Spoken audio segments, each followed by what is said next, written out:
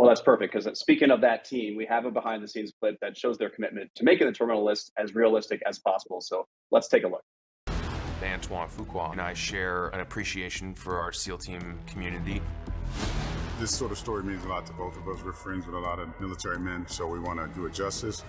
Antoine Fuqua demanded that authenticity. Anytime a question would be asked, he'd turn right to one of us. One of the coolest things was actually getting to work with a bunch of real Navy SEALs.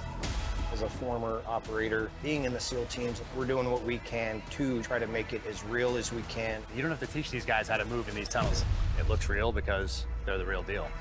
Everyone is being collaborative to ensure we got what we're trying to achieve.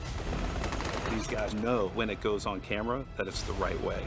I hope that it's evident that we care deeply about this community. We really wanted to honor their sacrifice and what they stand for.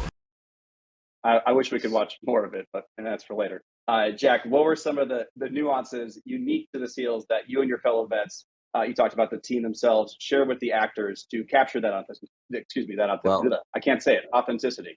Yeah, from the very beginning, what was important to Chris and Antoine was that, hey, if a veteran sat down and turned this on and watched it, at the very least, they'd say, you know what, these guys did their homework and they put all this effort and energy into getting this right.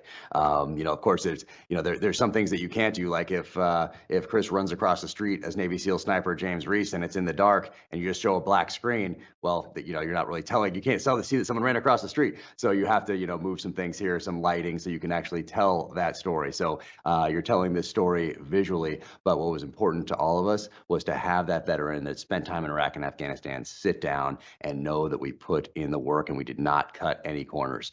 So to have Jared Shaw there on set every day, Ray Mendoza of War Office Productions, Max Adams, former Army Ranger, who's a writer and producer on the show, to have all those guys there each and every day to make sure this stayed rooted in the foundation, not just of the novel, but in the modern realities of combat.